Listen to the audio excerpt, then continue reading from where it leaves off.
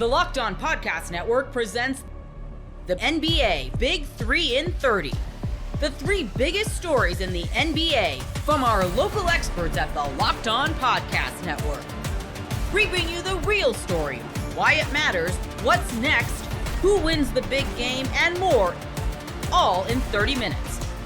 The NBA Big 3 in 30 starts now with the biggest story in the NBA. We all imagined the Orlando Magic would look exactly how they looked in the fourth quarter of Sunday's game. You are Locked On Magic, your daily Orlando Magic podcast. We have been waiting a long time for the Magic to have a win like this. Yeah, they got the Milwaukee Bucks last week, but the Magic as a team have simply struggled to do what they did Sunday afternoon. Beat an elite opponent, win on national TV, and we could talk, and we may talk tomorrow about why all that is so important and why this win doesn't necessarily change what's happening this offseason. But the Magic entered this season believing they could win games like this. They entered the season believing in their potential of what they could be. They had a vision for what this season was going to be, and they have not lived up to that vision. This is a disappointing season to be at 32 and 36, 37, whatever their record is. I'll look that up. Let me get that right. To be at 32 and 37 is a failure, is not what this team imagined, is not what this team envisioned. They have not had the year they hoped for or believed they would have. And it's for a number of reasons. Injuries are part of it, like all those reasons. But it's mostly because they haven't been able to play to the standard and level that they expected. Players haven't stepped up. Players have regressed. They've struggled. They've lost trust. They've lost their mojo, their confidence, all of these things. For the last 2 months, the Orlando Magic have not looked like the Orlando Magic, or at least the Orlando Magic that we envisioned, that we believed in, that we thought was possible. The Magic have always had their work cut out for them. They always had a hill to climb. There's always a next step. But we didn't expect to take this step back. And the Magic have not been able to recover. They've told us repeatedly, we believe we are the team, this team. We believe we are this hounding defensive team, this measured, composed, sharing offensive team. And we haven't seen it. It hasn't played out. We can't deny it. We can't ignore it. We can't pretend that this isn't the case. The Magic are who they are and what their record says they are. But they've always also been the team we imagined. It just has struggled to come out. Throughout this 5-game road trip, we've seen it a little bit more. Better defensive effort, minus rebounding against Houston. Strong sharing the ball game against Milwaukee, against New Orleans. A strong defensive effort throughout the whole 5-game road trip until the fourth quarter against Minnesota. But against Cleveland, the best offense in the league, in a close game at the end, when you have to make plays, that's when all the questions get answered. That's when you find out who you really are and what you're really made of. With 2 minutes to go, the Orlando Magic trailed by 3 points.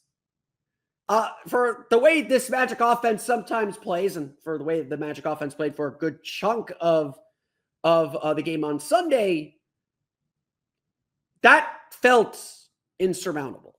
It felt like a lot. Yes, the Magic came back from 13 down twice and all that, but it felt like a lot. And then it happened. That light bulb clicked on offensively. That idea of, this is why we signed Kentavious Caldwell-Pope. This is the Kentavious Caldwell-Pope we imagined.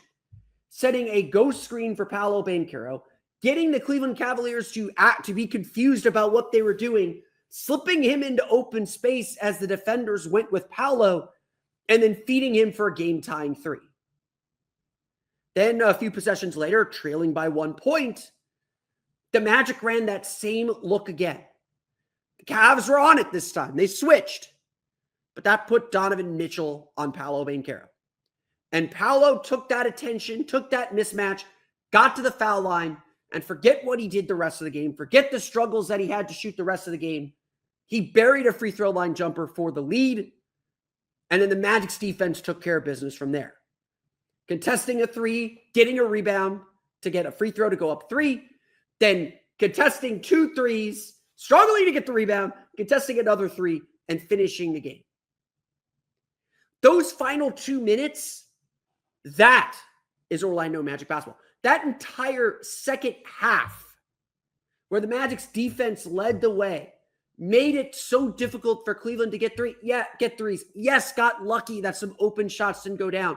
Grinded the game to a physical halt. Did not care if they fouled. Did not care if they were fouling as much as they were getting to the line. Made Cleveland have to just grind their gears and find their way through. That is Magic basketball. That is the way they always imagined this team would play. And then you use that defense to create some easy offense and transition. You trust your teammates to make open threes. Anthony Black made 2 big ones in that fourth quarter. Kentavious Caldwell-Pope hit his. Paolo Banchero hit one. And you trust your stars to carry you through the finish line. This was the vision. This is why the Magic believed what they were capable of. That they could stymie a dynamic offense like the Cavaliers' offense. That they could crowd and congest the paint, making it hard to kick out, making it hard to get to the open shooters, to the open players, making it hard for them to function. So that even when they did get open shots, they're rushing, knowing the Hawking Magic defense is right next to them, is right by them. And then using some space, using some creativity, using, yes, the gravity of their 2 stars attacking the basket to create open opportunities and stepping into those shots with confidence. Paolo and Franz did not play well. They did not have good games at all to score their 24 and 22 points. They did not shoot well, combined 14 for 41. But it didn't matter. The Magic's defense did the job. They made their threes, 13 for 31. That's 41.9%. They made 3 more threes than Cleveland did. They got to the line for 34 free throw attempts. They scored 26 points off 14 turnovers. And yes, Orlando had 12 of their 18 turnovers in the first half. The second half was brilliant, 61-43 in the second half. They trailed by 13 at halftime. They cut that deficit to 1 in the third quarter and pulled away, holding the Cavaliers to 20 points in the fourth quarter. This was not the vision to win a championship. The Magic will have to be a lot cleaner if they want to get to that level ever. But this was the vision for this team. This was the vision the entire time. To be this staunch defensive team that is so tough to score against, it just creates frustration. It creates anger in their opponents. This is Magic basketball. In all its glory, in all its fun, in everything that it is. This is Magic basketball. And it has been a long, long time since we've seen it. Plain and simple. A long, long time since we've seen it. March Madness is here, and FanDuel is giving you the chance to get in on the action like never before. Right now, new customers can get $200 in bonus bets when your first $5 bet wins. That's $200 extra bucks to use on everything from buzzer beaters to Cinderella stories and who's cutting down the nets. You've got to have those 5-12s. Got to pick a couple 2-3 12s to win in there. Got to get a 13 maybe to beat a 4. FanDuel makes it easy to back them with spreads, totals, game props, with tournament games happening almost every day. There's always something exciting to bet on. The FanDuel app is simple to use, and when I win, I get paid instantly. No waiting around. Looking ahead to the first four, there's an interesting matchup for the right to play Auburn. We got to find a way to make these games interesting, right? Alabama State takes on St. Francis, PA. FanDuel has Alabama State favored by 3.5. Visit FanDuel.com to get in on the college hoop action all tournament long. The Oklahoma City Thunder continue their dominance of the Eastern Conference. You are Locked On Thunder, your daily Oklahoma City Thunder podcast. Part of the Locked On Podcast Network, your team every day. We're talking about the Oklahoma City Thunder dominating the Bucks in the fourth quarter, getting their third straight win in a row, their ninth straight road win, and another win over the East for this Thunder team. The wins keep piling up, and it feels like we keep saying every win's the most impressive win because there's little storylines and details that make it feel that way. But in the end, this was one of the most professional wins for the Thunder. This was one of the most mature wins for the Thunder because of the circumstances. To sweep a 3-game road trip where you don't have Jalen Williams for any of the 3 games, and you break it down like this: no J-Dub, no Wiggins against Boston, no J-Dub, no Chet, no Wiggins, and Dort doesn't close the game against Detroit because he had an injury. No Dort, no Dub tonight. And for the Thunder to go 3-0 in that stretch is wildly impressive. And I'll tell you how, because you go back and listen to last week's episode where we're previewing this upcoming stretch, and we thought 1 and 2 would be pretty good under these conditions, because this is a Thunder team who has struggled at times to score when SGA is not on the floor, when they're at or near full strength. And without their second best scorer, they not only were up to task, but they thrived in those minutes. If I would have told you heading into that Boston game where some of the air was let out of the balloon when you found out that J-Dub was not on the road trip, that the Thunder would only get down by 2 points against Boston and Milwaukee. The largest leads that Boston and Milwaukee had in each game was 2 points. You would have looked at me like I had 3 heads. It felt impossible. But this team continues to do the impossible. This team continues to defy those things that we think about them on each given night. And I think that both teams deserve a lot of credit tonight because they were both playing on the second night of a back-to-back. Milwaukee did get a tiny boost for both of them being at home, but it's still very tough. And to each team's credit, until Milwaukee let go of the rope in that fourth quarter and the Thunder lead ballooned out to 25, it didn't look like these two teams were on the second night of a back-to-back. They really gave it their all for 48 minutes. Not always the case in the NBA, but especially in the NBA on the second night of a back-to-back. But it was a credit to the Thunder to be able to outlast this Milwaukee team. I mean, at the first stoppage, it was 13-0. Milwaukee was locked in and dialed in on both ends of the floor. Oklahoma City was as well. 4 lead changes, 4 ties. But at the end of the day, it was the secondary unit that shined. Isaiah Joe, Isaiah Hartenstein will be big conversations tonight. But the Thunder's defense held Milwaukee to 39% from the floor, 38% from 3, and 27% at the charity stripe. Meanwhile, the Thunder shot 51% from the floor, 34% from 3, and 76% from the charity stripe. The Thunder dominated points in the paint, 60-36 against a very big Milwaukee team. OKC was a -1 in second chance points, is a -3 in fast break points, which is where Giannis was able to get going because whenever the defense wasn't set, he did get the bulk of his points. But the Thunder just absolutely obliterated Milwaukee on the glass, 50-34. Thunder had 31 assists. Both teams had 9 turnovers. And the Thunder allowed just 15 points in that second quarter. 15 points in that second quarter. And that's how this group did what you need them to do in the playoffs with one hand tied behind their back. What do we always talk about when we look at this team big picture wise? When they have J-Dub out there, you know, he doesn't need to be Shea, but he needs to have that secondary unit at least float. You can't sink in the non-Shea minutes.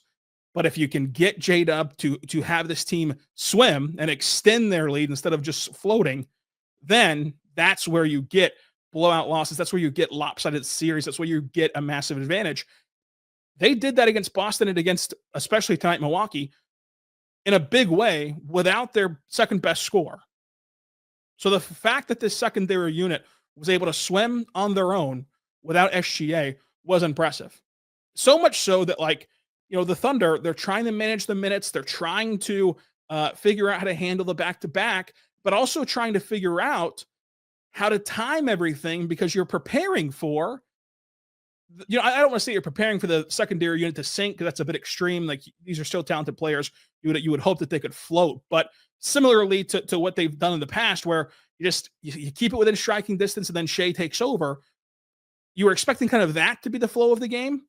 So Mark was able to change the rotations for Shea to where in the first quarter, Shea typically plays all 12 minutes, but instead he played 10 minutes with the idea, I'm assuming, being, hey, you play 10 minutes here, we can get you back in the second quarter 2 minutes early, when in all likelihood, we're going to need you to come in early and salvage the end of that second quarter.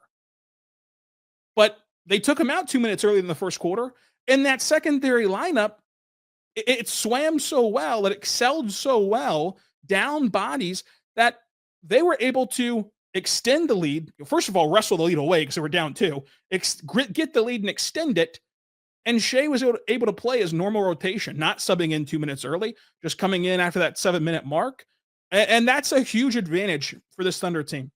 That's part of the difference tonight, of the Thunder could survive without Shea. Milwaukee couldn't survive. They just couldn't survive. So without Dame and Giannis especially. So I just think that the Thunder deserve a hat tip, because they had every reason to go the other way. And this team continues not to fall into norms. And it's interesting, because if they keep that trend up, it's going to end in great success. But, like, what's the norm in the NBA? You go on this 3-game road trip. It's getaway day on the second night of a back-to-back. You feel like you've overachieved, frankly, of like, we already got 2 in hand, with all this adversity of all these injuries that stacked up over the course of this week. Losing Dub on Monday, you lose Dort, you lose Zeus Saturday. Wiggins has been in and out with an illness. It feels like you've kind of made the best of it, so to say, heading into this game.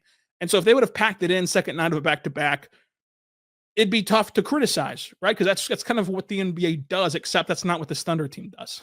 That's not at all what the Thunder team does. And so I thought that deserved, quite the appreciation for the effort level that this team plays with every single night. And it's led to their success in the regular season. And hopefully for the Thunder, they can parlay this into success in the postseason. But these things really do matter. The ability to find ways to win and to have that next man up approach.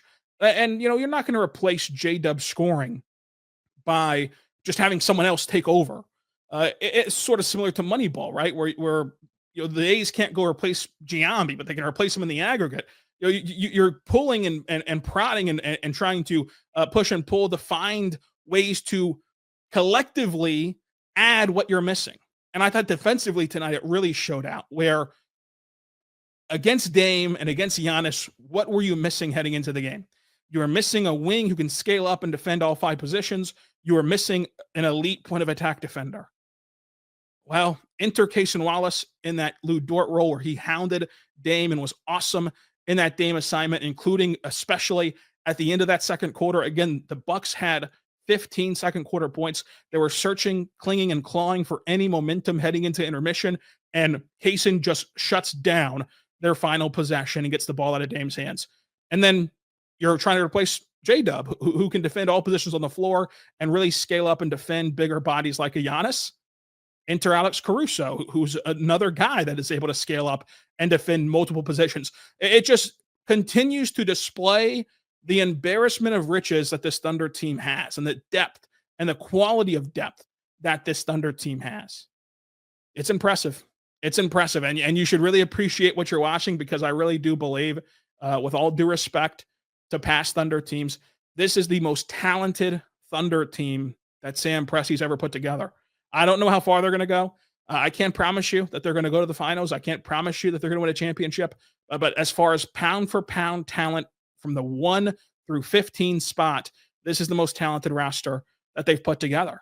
This is the best Thunder team. They're on pace to have the most wins in the regular season. We'll see what they end up doing come playoff time. But it's impressive to watch night in and night out. They are truly elite defensively. They play to their identity every single night. March Madness is here, and FanDuel is giving you the chance to get in on the action like never before. Right now, new customers can get $200 in bonus bets when your first $5 bet wins. That's 200 extra bucks to use on everything from buzzer beaters to Cinderella stories and who's cutting down the nets. You've got to have those 512s. Got to pick a couple 2-3 12s to win in there. Got to get a 13 maybe to beat a 4. FanDuel makes it easy to back them with spreads, totals, game props, with tournament games happening almost every day. There's always something exciting to bet on. The FanDuel app is simple to use, and when I win, I get paid instantly. No waiting around. Looking ahead to the first 4, there's an interesting matchup for the right to play Auburn. We got to find a way to make these games interesting, right? Alabama State takes on St. Francis, PA. FanDuel has Alabama State favored by 3.5. Visit FanDuel.com to get in on the college hoop action all tournament long. 33 points from Luka Doncic helps the Lakers to a critical win over the Suns. You are Locked On Lakers, your daily Los Angeles Lakers podcast. 107-96 is the final score. Luka Doncic leading the way with a near triple-double, 33 points, 11 rebounds, 8 assists. Austin Reeves right behind him at 28 with 4 and 6 to go with that. Do want to let everybody know that today's episode is brought to you by Monarch Money. Take control of your finances with Monarch Money. Use the code LOCKEDONNBA at monarchmoney.com for 50% off your first year. We'll get into some news about when LeBron might be coming back. He worked out before Sunday's game, which is a good sign. Lots of people back in the lineup aside from him.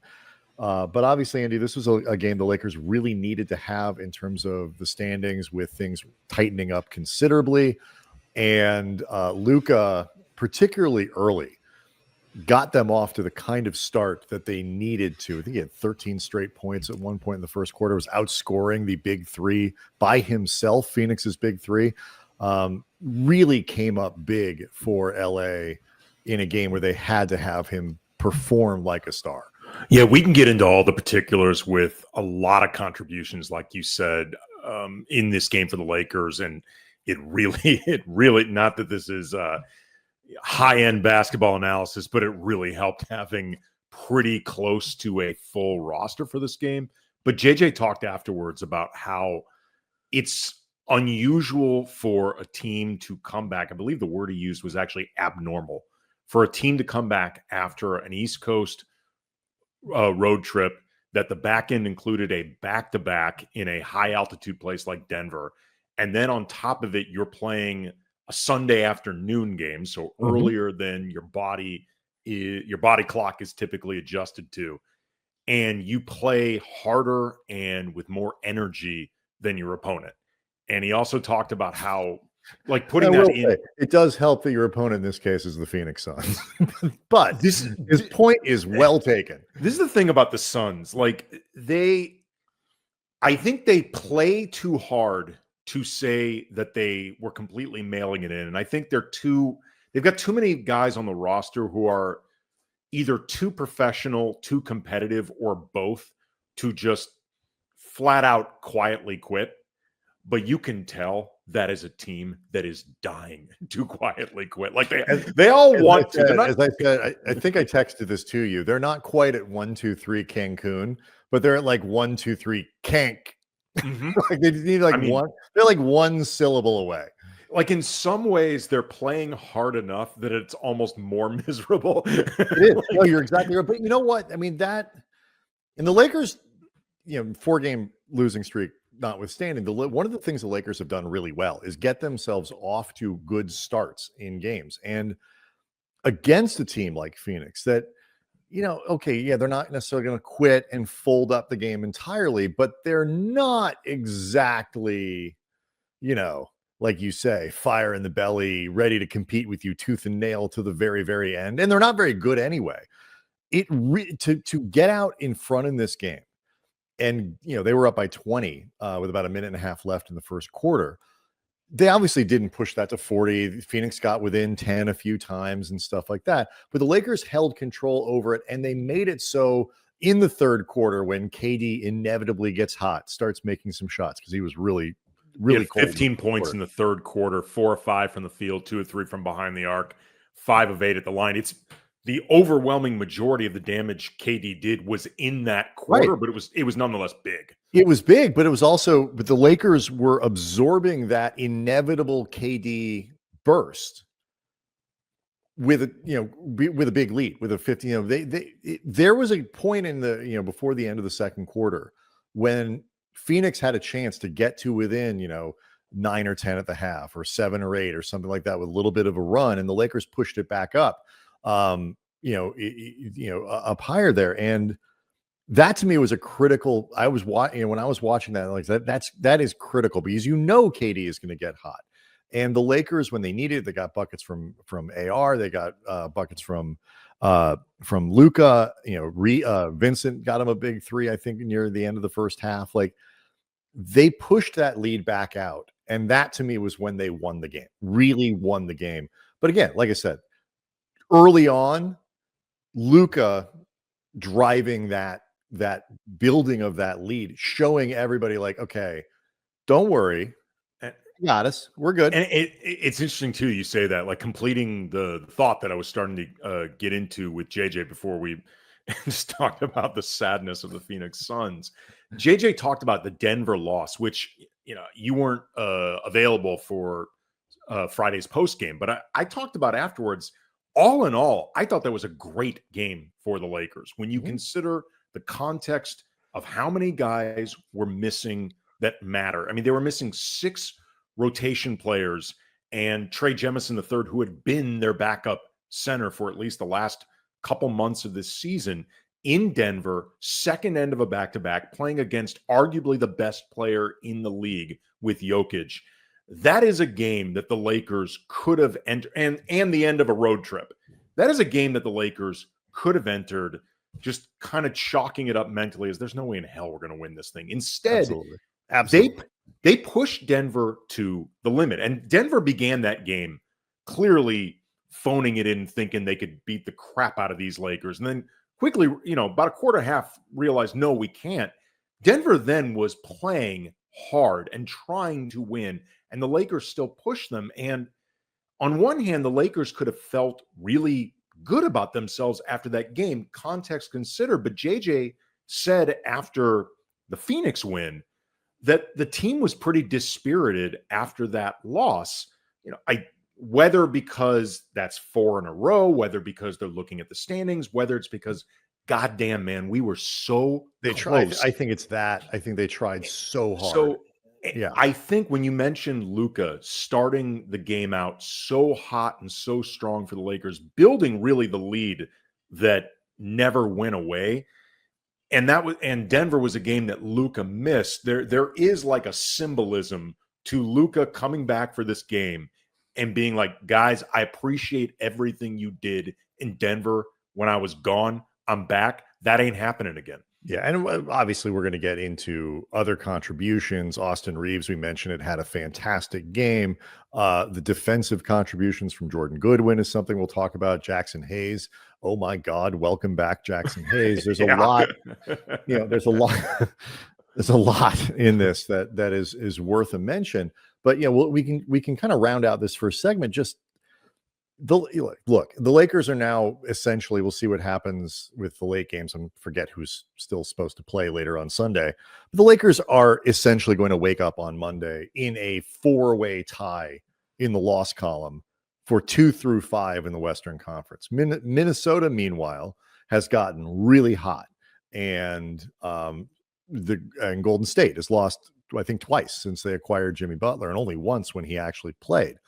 So they've gotten incredibly hot. What seemed last week, the Wolves actually play later today. Right, they play Utah. I know. We obviously don't know who's winning that game yet, although I can guess. We have seen over the course of a week what looked like, okay. Well, you're really guessing. It hasn't even started yet. I know. Guessing. I'm not sure. I'm not. Well, I just said who's winning. I'm sorry. I thought you said who's going to win. I thought you meant who's going to win. They don't play till later. I'm going to go ahead and my guess is that Minnesota is going to win that game. But either way, you're talking about, Minnesota like, when LeBron got hurt, it looked like Minnesota was kind of flailing around enough that the Lakers had some wiggle room, because the most important thing, stay out of that play-in game.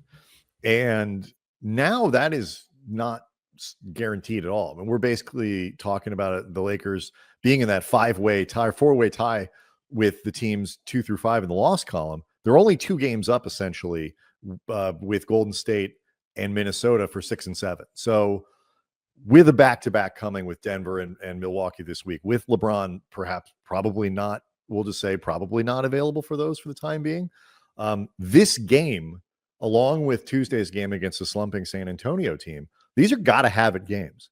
And in your gotta-have-it game, to have there as you're talking about, like, well, oh my God, LeBron's on the side. But we also have Luka Doncic. That is a confidence-inducing thing. And you combine that with AR, and we can talk about this after the break. Clearly, I think, having broken out of his slump.